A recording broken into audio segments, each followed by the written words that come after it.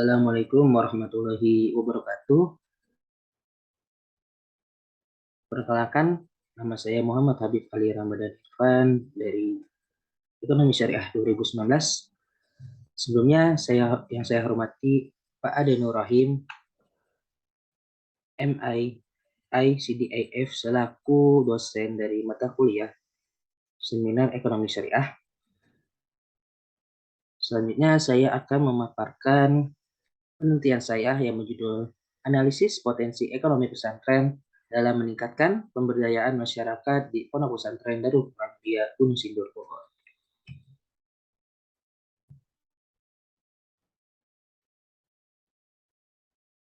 Pokok bahasan yang akan saya bahas yaitu ada bab 1, bab 2, dan bab 3.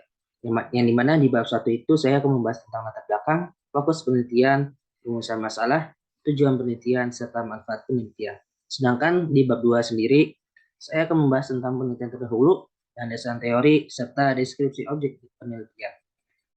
Yang di bab 3, saya akan membahas tentang metode penelitian, lokasi penelitian, objek, dan subjek penelitian, serta sumber data. Lalu teknik pengumpulan data, teknik validitas data, teknik analisa data, dan juga riset design. Berikut adalah penjelasan dari bab 1. Yang pertama, saya akan bahas tentang latar belakang terlebih dahulu.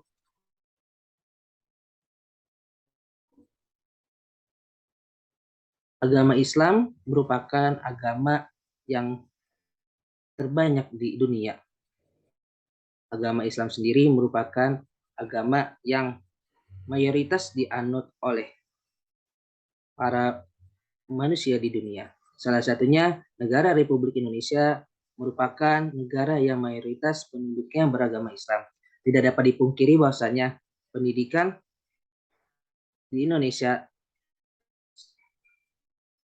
sudah menjamur di berbagai aspek dalam keislaman. Salah satunya adalah lembaga Rodatul Atfal atau biasa kita kenal dengan PAUD. Ada juga Madrasah Ibtidaiyah atau biasa kita kenal dengan sekolah dasar. Ada Madrasah Sanawiyah yang biasa kita kenal dengan sekolah menengah pertama, dan ada juga Madrasah Aliyah atau biasa kita kenal dengan sekolah menengah atas.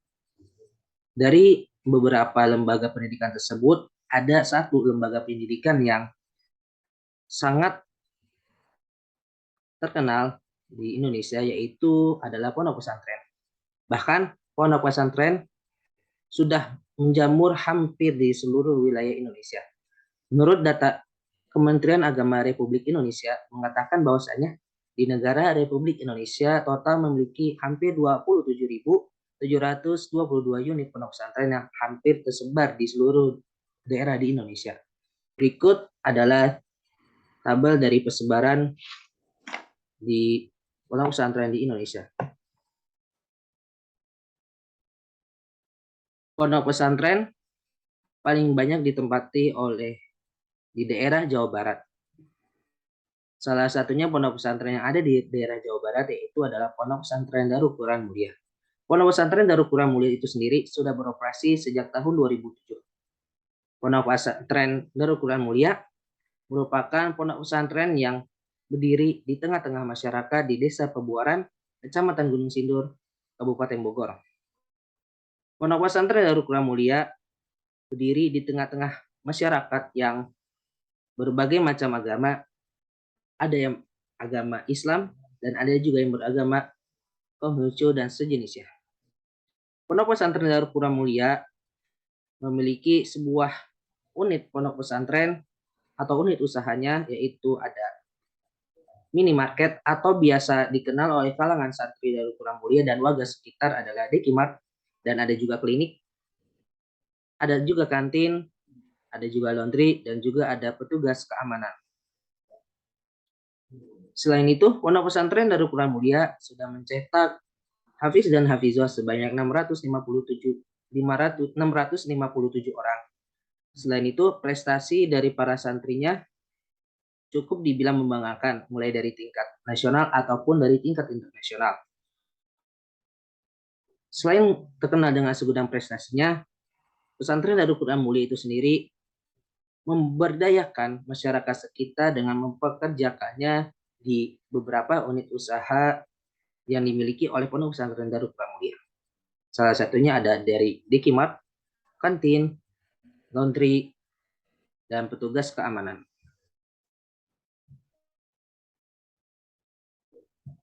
Riset dari penelitian pada penelitian kali ini adalah saya mengambil dari jurnal Mutakin tahun 2016, yang dimana penelitiannya tentang kemandirian dan pemberdayaan ekonomi berbasis pesantren, studi atas peran Pondok Pesantren Al-Ittifaq, Kecamatan Acan Bali, Kabupaten Bandung, terhadap kemandirian ekonomi santri dan pemberdayaan ekonomi masyarakat sekitar cukup signifikan dan berpengaruh positif.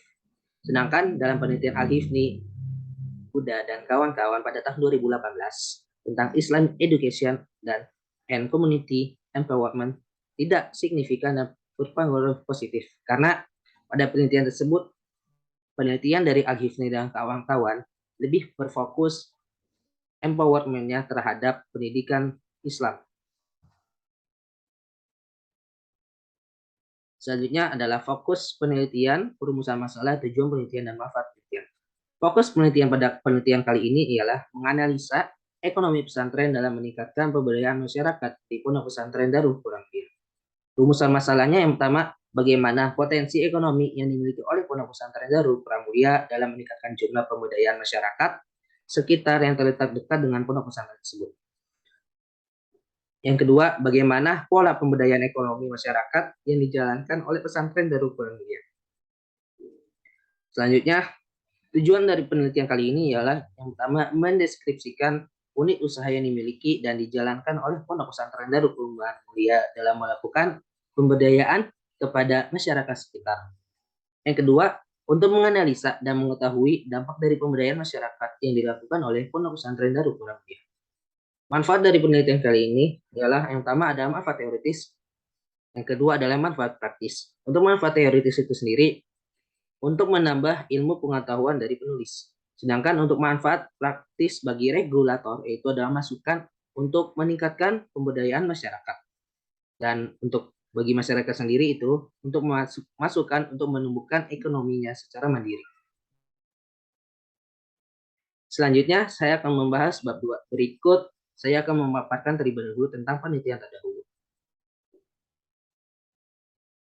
Penelitian terdahulu saya mengambil dari 5 jurnal nasional, 6 jurnal nasional, dan juga 5 jurnal internasional. 5 jurnal nasional saya mengambil dari penelitian Siti Nur Aziza dan juga Yeni Fitriani tahun 2018, Rijal Mutakin tahun 2011, Yoyok Limbawan tahun 2012, Syarul Falah dan Irham Zaki tahun 2017, Adi Imam Sulaiman, Mas Rukin, dan Bambang Siswanto pada tahun 2020, serta Fitria Nurul Aziza dan Musyafa Ali tahun 2020.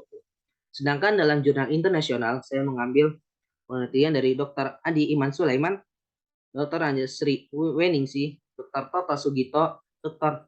Mas Rukin, dan Dr. Anies Bambang Suswanto pada tahun 2022.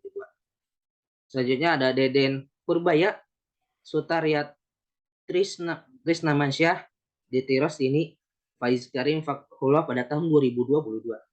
Selanjutnya, dalam penelitian Anas Al-Hifni, Nurul Huda, Muslih Ansori, dan juga Biati Ahwarumi pada tahun 2018. Dan yang terakhir, saya mengambil jurnal internasional dari jurnal Anas Al-Hifni, Biati Ahwarumi, dan juga Nurul Huda pada tahun 2018. Selanjutnya, saya akan membahas beberapa landasan teori yang saya gunakan dalam penelitian kali ini. Pertama adalah pesantren. Kata pesantren merupakan dua suku kata yang terdiri dari kata pondok dan juga pesantren. Kata pondok berasal dari kata bahasa Arab yang artinya funduk, yang berarti tempat tidur, asrama, ataupun hotel. Kata pesantren sendiri berasal dari akar kata santri yang awalnya pe dan akhirannya santren. Namun orang Jawa menyebutnya pesantren, yang artinya adalah rumah santri. Mengutip dari jurnal Nurjana tahun 2008. Sedangkan dalam teori ekonomi pesantren, ada beberapa hal yang bisa dilakukan oleh pondok pesantren sendiri, khususnya untuk memperkuat perekonomian nasional. dalam hal lapangan pekerjaan, peluang usaha, unit usaha, lembaga keuangan, pondok pesantren, dan pembentukan forum pendidikan bagi santri. Dikutip dari Jurnal Sugandi tahun 2017. Selanjutnya adalah pemberdayaan masyarakat. Pemberdayaan sendiri terjemahan dari kata empowerment, dan kata empowerment sendiri menurut Oxford English Dictionary memiliki dua arti. Yang pertama adalah memberikan atau menganugerahkan kekuasaan atau mendelegasikan kekuasaan atau mendelegasikan kekuasaan kepada orang lain. Yang kedua adalah kemampuan memberi atau usaha memberi pada orang lain. Dikutip dari Jurnal Nazir tahun 2015.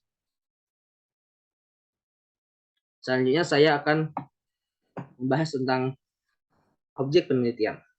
Objek penelitian kali ini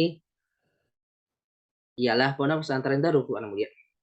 Pondok Pesantren Darul Quran Mulia sendiri merupakan pondok pesantren yang terletak di Jalan Raya Puspiptek, Jalan Pembangunan Raya, Desa Pebuaran, Kecamatan Gunung Sindur, Kabupaten Bogor, Jawa Barat.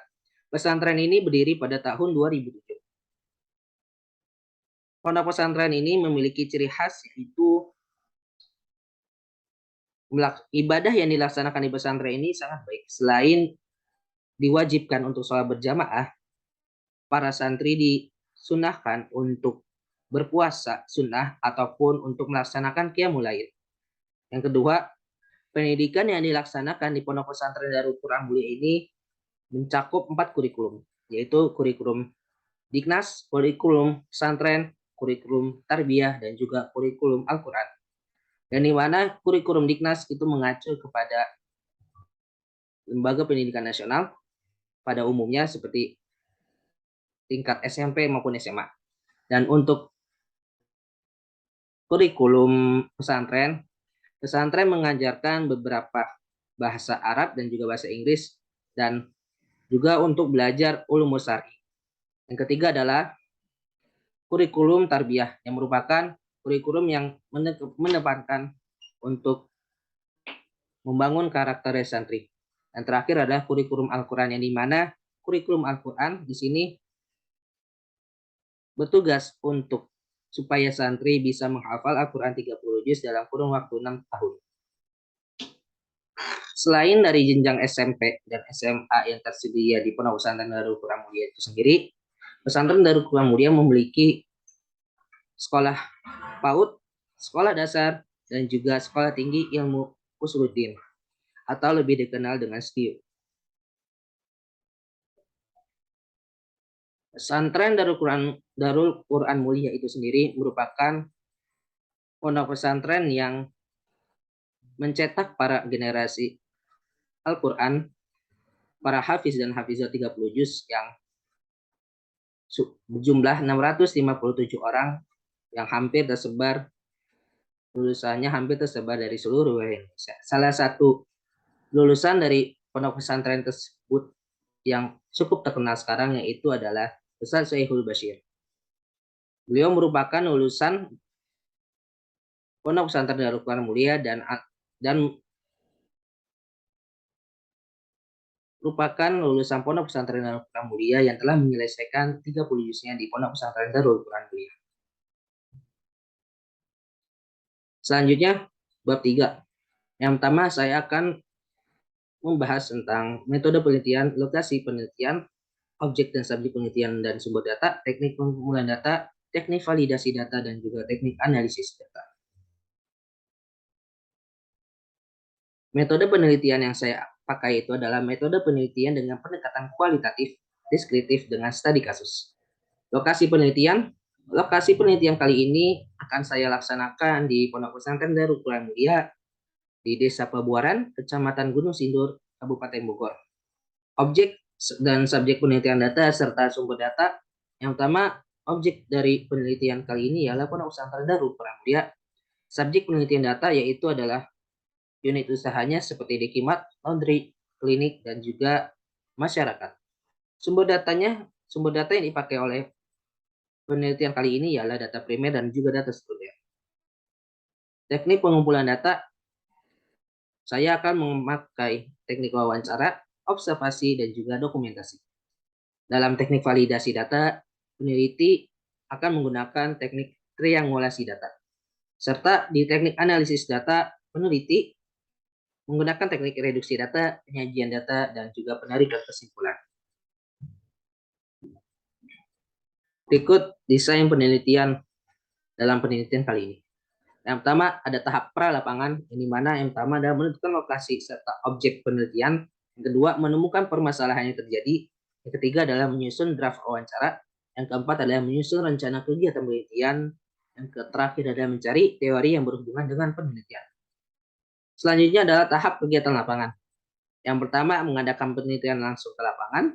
Yang kedua melakukan sesi wawancara, yang dimana pada sesi wawancara kali ini peneliti akan mewawancarai salah satu karyawan dari PT Berkah, yang dimana PT Berkah ini adalah yang mengelola unit usaha yang dijalankan oleh Pondok Pesantren Darul Quran. Yang ketiga adalah melakukan sesi dokumentasi. Yang terakhir adalah tahap pasca lapangan, yaitu yang menganalisis data dan juga menyusun laporan. Sekian presentasi dari saya. Kurang lebihnya mohon maaf. Jazakumullahu khairan katsira wa jazakumullahu ahsanul jaza. Assalamualaikum warahmatullahi wabarakatuh.